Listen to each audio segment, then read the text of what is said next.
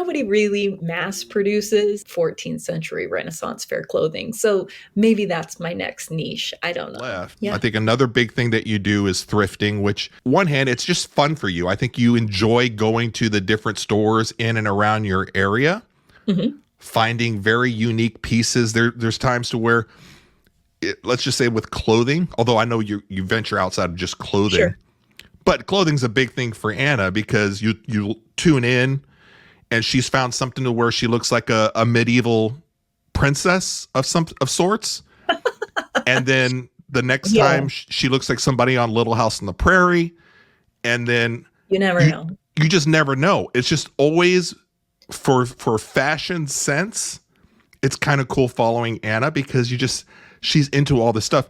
Thrifting, do you find that that's something is that a hustle also of yours? So I started thrifting when I was young and going to yard sales because I don't know if you know this, Brian, but I have 9 siblings. My parents, they were like, when you turn 12, you have to buy your own clothes. And so, like any babysitting money I got, I would save up and then go to the store right before Right. school, right? And I just found that my money went further at a thrift store. My mom is really into thrifting. Honestly, out of my 9 siblings, I'm the only one that likes it. How weird is that? Everybody else like went the opposite direction. They're like, we only shop department stores now, you know? And is that just because when you're from a bigger family, a lot of your stuff are hand-me-downs anyways, and so you try Sure, to turn your back on that because you're like, once totally. I start making my money, I want all new stuff just Nothing to for do me. with that. Nothing to do with that. But one of my core values really is trying to be unique, which is dumb. I mean, it's fun, but like it sometimes gets me in trouble because I'm like, I would never wear that because it's like from Gap or something. I Mm. don't know. Something dumb like that. But thrifting, I really like anyway. So if I find something that I'm like, oh, I could definitely like flip that, then I'll do it. But I don't do it a lot, mostly because in years past, you just start to accumulate a lot of stuff. And if you're not listing and selling, it Right. can quickly cross the line into hoarding. And then you're just, okay, you really have to rein yourself in. At least I do anyway. Maybe that's like an obsessive thing that I might get into. So I have to But be I've seen you do it with like shoes and careful. just different timepieces Yeah. from that you're like, ooh, this is just something kind of neat. So do you think that you're trained enough with your background and just doing this for so often that you just like you can see something be like, ooh, I bet you that I can kind of flip that. Yeah, and we haven't even really delved into like my ridiculous foray into historical costuming, which is one of the main reasons that I thrift is I try and find like really old pieces. But like I just got into historical costuming and sewing historical clothing. So when Brian talks about like me going full Little House on the Prairie, yes, I did go to a Mountain Man rendezvous last year. They're really popular here in the West. It was super fun, pretty weird. It's like adults and families LARPing 1840. So, you Now, when you're know, saying LARPing, you're saying something like you expect us to know what that is.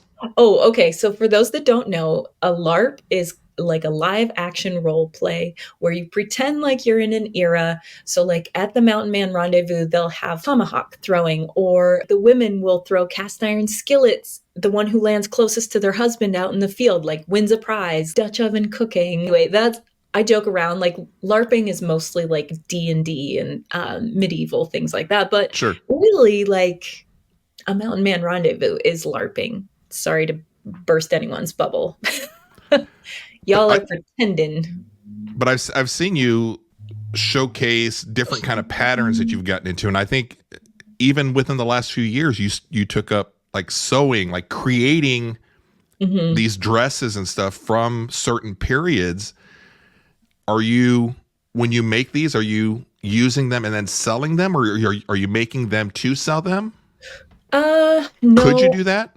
I mean, I don't threaten me with a good time, Brian. I think it would be fun. My sewing skills are not up to par to sell things yet. But yeah, I mean, I definitely love making Renaissance fair clothing. I am a novice sewer. My mom is an amazing seamstress. She sewed all of prom dresses and formal wear clothes when we were growing up. Even my wedding dress my mom made, but I'm not there yet. I just But you started maybe could like a be, year ago. right? But you could be, and that could be another business of yours. And when it all adds up, I mean, Yeah. you're there's a lot of ups and downs, but when it all adds up, I think that that's you can make a little bit, right?